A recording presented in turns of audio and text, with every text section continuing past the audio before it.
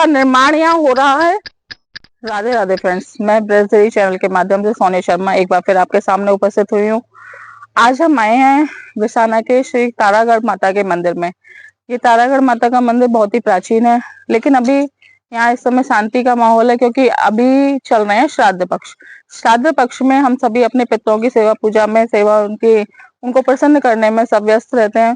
परंतु आने वाले शारदीय नवरात्रों में माता की सेवा पूजा, माता की विशेष पूजा अर्चना के लिए विशेष महत्व शारदीय नवरात्रों का रहता है, जिसमें आज हम आपको दिखाएंगे हाथरस के प्रख्यात मंदिर सिद्धपीठ मां तारागढ़ धाम विसाना। इसकी ख्याति इतनी है कि यहाँ पर जो भी भक्त आता है अपनी मनोकामना को पूर्ण करने के लिए, उसकी मनोकामना अवश्य पूर्ण होती है। तथा ये मंदिर लगभग आज से 300 वर्ष पुराना है। तो चलिए आइए देखते हैं मंदिर के अंदर की क्या विशेषताएं हैं और मंदिर प्रांगण में क्या क्या चीज विद्यमान है और माता का विग्रह किस तरीके का है। आइए।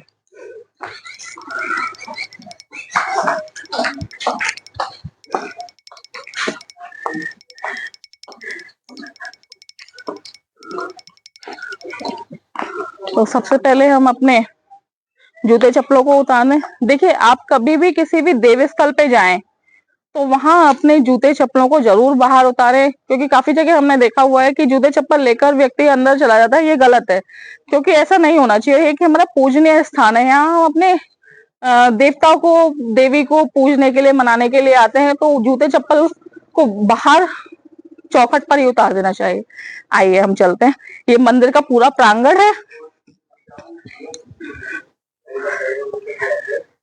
ये मंदिर आज भी पुनर्निर्माण के रूप में चल रहा है।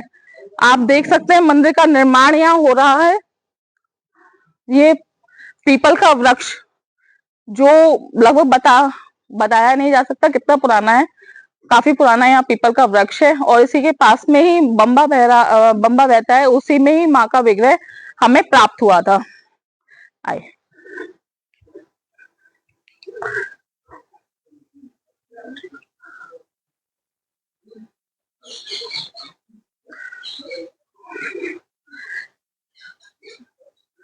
यहाँ ये रेलिंग लगाई हुई है, इन रेलिंगों के माध्यम से हमें अंदर जाना होता है।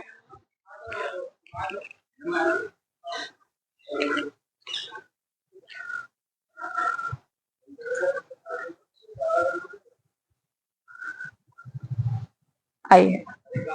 देखिए, ये मंदिर का प्रांगण आपको बहुत टिपिकल सा लग रहा होगा, छोटा सा लग रहा होगा, लेकिन ये वही मतलब पुराने समय का ही अभी तक है। इसमें अभी पुनर्निर्माण चल रहा है, जो भक्तों के द्वारा कराया जा रहा है। तो अभी भव्यता, सुंदरता, नवरात्रों की तैयारी में सब लोग लगे हुए हैं। जब तक नवरात्र प्रारंभ होंगे तब तक यहाँ पर कार्य भी पूर्ण युद्ध स्तर से चल रहा है। तो माता का विग्रह आइए हम दिखाते हैं।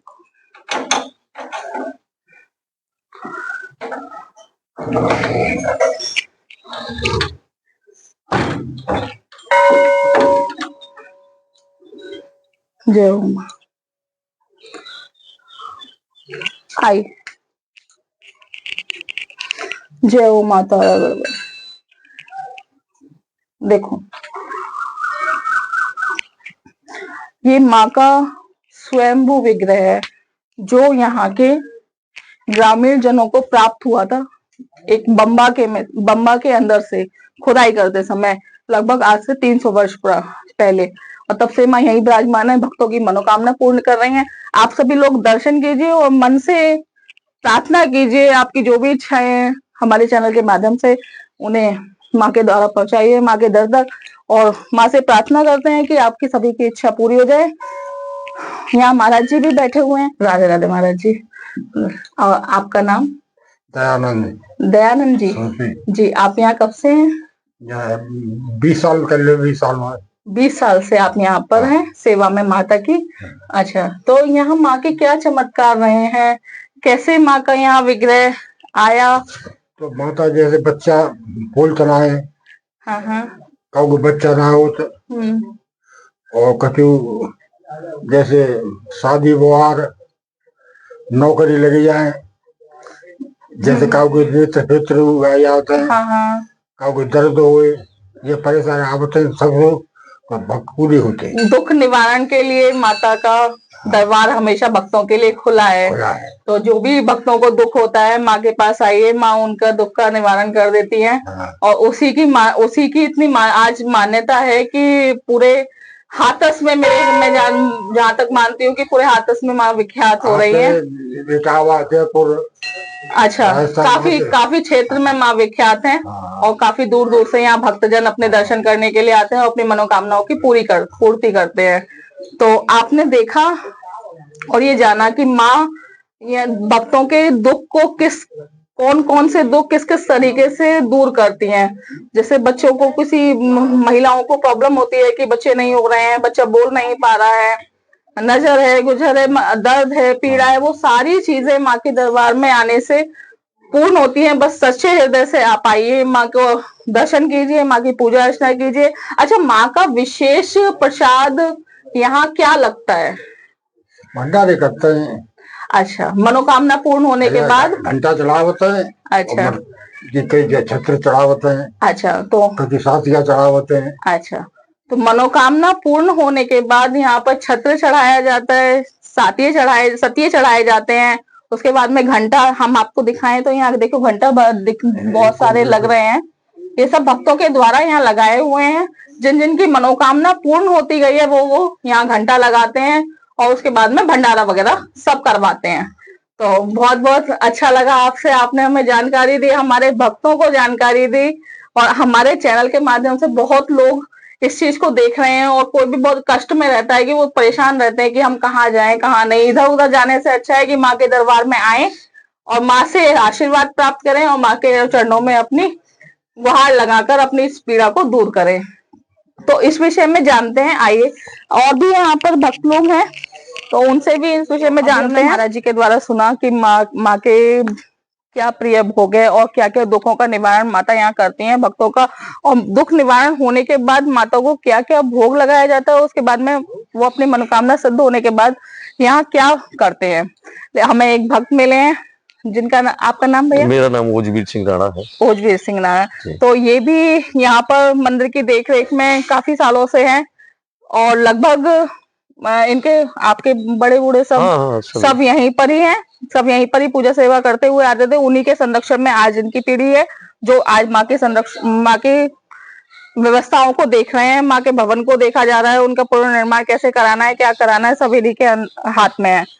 अब ये बताएंगे कि माँ के क्या यहाँ चमत्कार रहे हैं और क्या यहाँ उत्पत्ति रही है, कैसे यहाँ माँ आई है और क्या यहाँ होता है।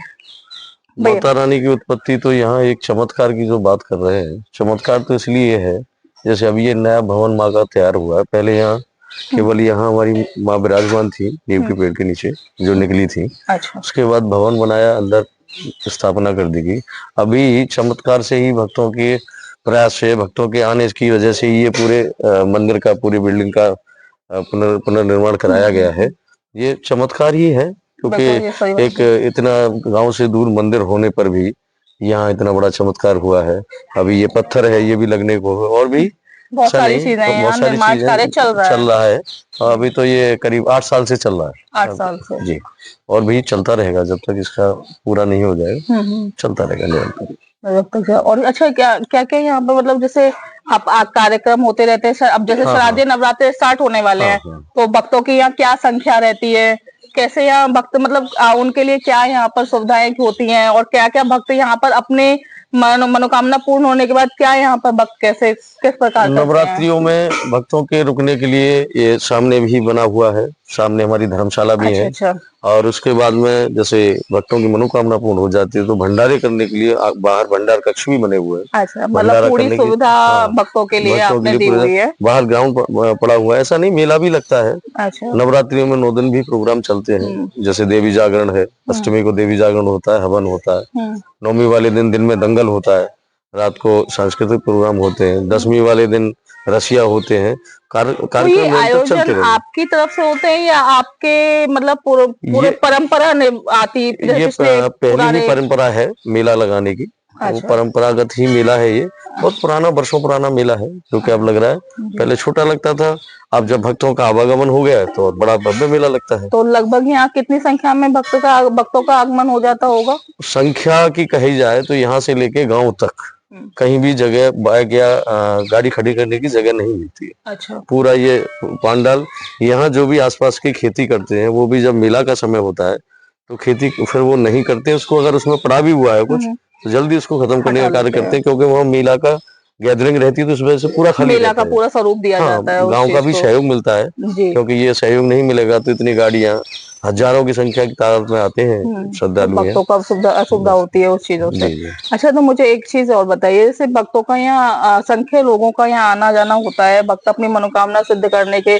पूर्ण यहाँ पे भंडारा भी कराते हैं, उसके बाद में आपने भक्तों को रहने करने का भी स्थान यहाँ दिया हुआ है, तो हाँ। भक्त यहाँ लोकल हाथरस के नहीं आसपास नहीं, बहुत के, दूर दूर से आते हैं, राजस्थान से, राजस्थान आगरा से, से, मुंबई से, तो दिल्ली काफी से, दूर बहुत दूर दूर के। तक के यहाँ की ख्याति हाँ, पहुंची हुई अभी है आपके महती। पीछे जो रेलिंग के पीछे जो पत्थर रखा है वो राजस्थान के एक भक्त थे, उन्होंने भिजवाया था यहाँ जी। लगाने के लिए। तो सबके ऐसा नहीं, सहयोग से ही सहयोग से यहाँ ही। पर ये जो कार्य कुछ का। हुआ है संभव तभी हुआ है जब सबका सहयोग हुआ है, माँ जी की कृपा हुई है, जी। उसके बाद ये सब बिना इनकी कृपा के तो कुछ नहीं हो सकता, बस। जब माँ की कृपा होती है तो बहुत बहुत धन्यवाद आपका, आपने हमें इतनी सुंदर जानकारी दी। आप सभी को अगर हमारे चैनल के माध्यम से ये सभी जानकारियां अच्छी लगी हो तो चैनल को लाइक करें, सब्सक्राइब करें एंड फॉलो करें। धन्यवाद। राधे राधे।